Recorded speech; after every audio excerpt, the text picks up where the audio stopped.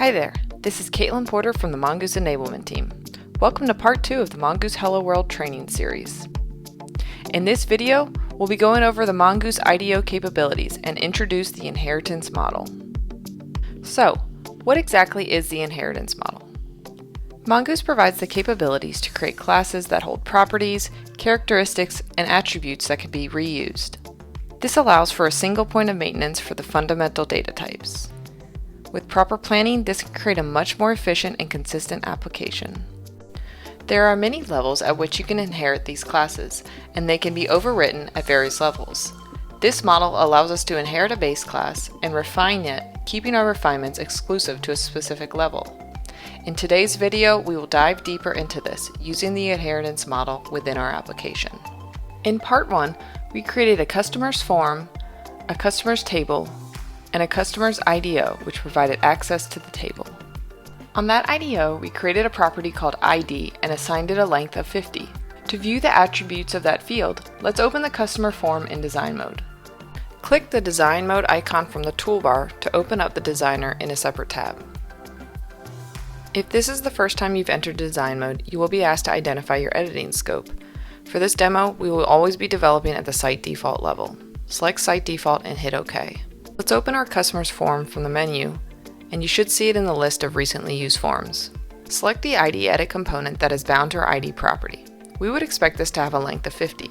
Expand the data source section from the properties panel on the right, and you can see that the component is bound to the ID property on our IDO. Once you expand data type, you can see that the length is listed as 0. Now, if you scroll down to the inheritance section, click the ellipsis to view the attributes inherited from the property. Here, you should be able to see your length of 50 that is being inherited from the property. The 0 that we saw earlier was the length that was defined at the component level. If we wanted to, we could define a length of, say, 200 here, and would override the length of 50 assigned at the property level without changing the property definition. Instead of changing this at the component level, let's create a property class that we can use as a foundation to build other property classes. The best practice is to use property classes whenever possible, and that involves some proper planning of your data model. Because property classes are metadata, it's simple to adjust them as you develop. Navigate back to the Runtime Mode tab, and let's create a new Explorer shortcut. Right-click on My Folders and create New Shortcut. Search for Property Classes, and select the IDO Property Classes form. Expand your My Folders, and double-click your property classes to open the property classes form. After the form opens, hit the filter in place icon and then new to add a new property class. Go ahead and shrink the Explorer to give us a little more real estate. Name our property class UMBase, short for unit of measure. Give it a data type of string and a length of 10. Drop the column data type list. By default, this will only query the first 200 items. Rather than scrolling through this list looking for what we want, we should use the in-place filtering. Type in nvar and use the wildcard, which is an asterisk, and then hit the arrow. By typing this, it will only query the items in the list that start with nvar. We can do this even quicker by typing nvar and hitting the F2 key. Doing this will imply there is an asterisk. Select nvarchar for our column data type and give it a label string ID of SUM. Then hit save. For efficiency, Mongoose has caching of metadata at both the app server and the client. To be sure our new property class shows up as available, close the form and unload all the global form objects by selecting Form, Definition, Unload all global form objects. The next thing we should do is build the pieces to enable us to designate a unit of measure for an item in our app. For example, we want to have the option to say these eggs are X dollars a dozen, or that these bikes are X dollars each. Navigate back to the Design Mode tab and click the New Form Definition icon from the toolbar. The category, select New Data, and for the wizard, select Maintenance. Hit OK, and this will launch the new Data Maintenance wizard. Go ahead and give our IDO a name of UMs. Let's use our Hello World project and give it a table alias of UMS. I want to add a property below. Type in UM for the name, and find your UM-based property class that we just created. Once you select the class, you will see that it automatically sets the data type, length, and label string because it is inheriting that from the property class. Set this property to be the primary key and make it required. Add another row, name this one description, give it a data type of string, a length of 50, and set the label string ID to S description. Select next and then finish, and select yes when it asks you if you want to create a form. Once the new form wizard opens, hit next, accepting the defaults. Here you can specify what properties you want to include on your form. Let's leave the defaults and hit next. Here, you can reposition fields on your form by using the arrows on the right. I'm going to move my field to the top. Once you're done positioning your fields, hit next and finish to create your form. Once the form opens in design mode, you'll notice that our string is being inherited from our property class. If you were to change the string value on the base property class, that change would cascade down to our form.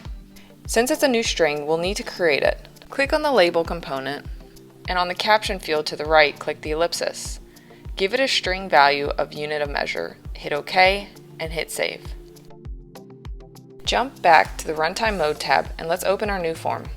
Notice now that our label is showing the correct string value that we just created. The form will automatically open in add mode. Let's add two records, the first being EA, description of each, and the second being DZ, description of dozen. Hit save from the toolbar. We're now going to create another property class that will use our IDO to pull a list of the unit of measures that are available in our table. Open our IDO property class's form, and let's create a new property class called Let's use our base for the base class, which will inherit the data type, length, and label string ID value. Any of those attributes that are being inherited from the base class can be overwritten here. To give it a list source, go to the domain IDO field and select our IDO. For the domain property, select and for additional list properties, select description. Notice the asterisk next to the domain fields. This indicates that we are overriding the inherited attributes. Let's create two more property classes that we can use in our application. Hit the new icon from the toolbar and let's name our first class Item Base. Give it a data type of string, a length of 20, select the column data to nvarchar, and give it a label string ID of sitem. Add another row, and let's name this one Cost, give it a data type of decimal, a length of 18, a decimal precision of 2, a default value of 0, decimal for the column data type, and a label string ID of scost. Hit save, and let's clear the cache, close the form, and select Form, Definition, Unload all global form objects. Now we want to create our items table, IDO, and form. Let's go back to the Design Mode tab and click the new form definition icon. Select New Data for the category and Maintenance for the wizard. Click OK to launch the New Data Maintenance wizard. Let's name this Items and place it in our Hello World IDO project. Give it a table alias of ITMS. Let's add some properties. Hit the Add Row button and let's add one called Item. Let's select our item-based property class that we just created. This should inherit the data type, the length, the column data type, as well as the label string ID. Let's make this property the primary key, as well as required. Let's add another property. Hit the Add Row button and let's name this one Description. Give it a data type of string, a length of 150, and a label string ID of sDescription. Hit the Add Row button to add another property. Let's name this one Cost. Let's use our Cost property class that we just created, and you can see it will inherit all the attributes included in that property class. Let's add one more property. Let's name this one and let's assign it our property class that we previously created. Hit Next and Finish, and select Yes when it asks you if you want to create a form. Now the new form wizard will open. Let's accept the defaults and hit Next. Let's leave the properties that it defaulted to and hit Next. I want to rearrange the properties on my form. To do so, I'm going to move the item to the top and the description just under that. Once I'm done with that, I'm going to hit Next and Finish to create my form. Once the form opens, you'll notice that the item and cost strings need to be created. I'm going to go ahead and click on the components, select the ellipsis from the caption field, and give them both a string value. Once I'm done with that, I'm going to save my form. Let's go back to the Runtime Mode tab and open our newly created items form. Notice that Mongoose has created a combo box component bound to the UM property instead of an edit. This is because we have inherited domain information which Mongoose uses to provide a list source for the component. Try creating a new entry with an invalid unit of measure. When you go to save your record, you should get an error message saying that you selected an invalid item.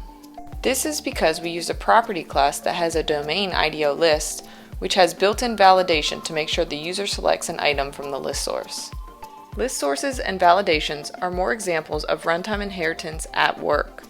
We could go all the way back to the property class level and add additional units of measure or modify our existing two, and the form will automatically update. You can also notice that our cost property is inheriting the decimal data type with the default value of 0. What did we just build? Let's take a quick look. We began by creating the property class UMBase, where we assigned the label string ID SUM. Then we created another property class named UM, which was derived from UMBase, which means it inherited the label string ID SUM. On this level, we added the IDO domain information, which allowed us to have a drop list of items and validation from the UM's table. Next, we created the property UM, which was derived from UMBase, meaning that again, the label string ID SUM was inherited. After our UM's form was created, an edit component that was bound to the UM property inherited that same label string ID. Before we finish up, let's add some data to our items table. Switch back to runtime mode and add 3 more entries. The first being dumbbell with a description of 45-pound iron, a cost of $45, and a unit of measure of EA. Add another row, this time name it guitar, with a description of natural acoustic, costs $129.99, and a unit of measure of EA. Add one more record, this time name it eggs, with a description of cage-free, a cost of $6.99, and unit of measure DZ. Once you're done adding your 4 records, hit save. In part 3, we'll be exploring querying and take our first look at the event system. For more tutorials and documentation, check out the Mongoose portal at mongoose.infor.com. Thanks for watching.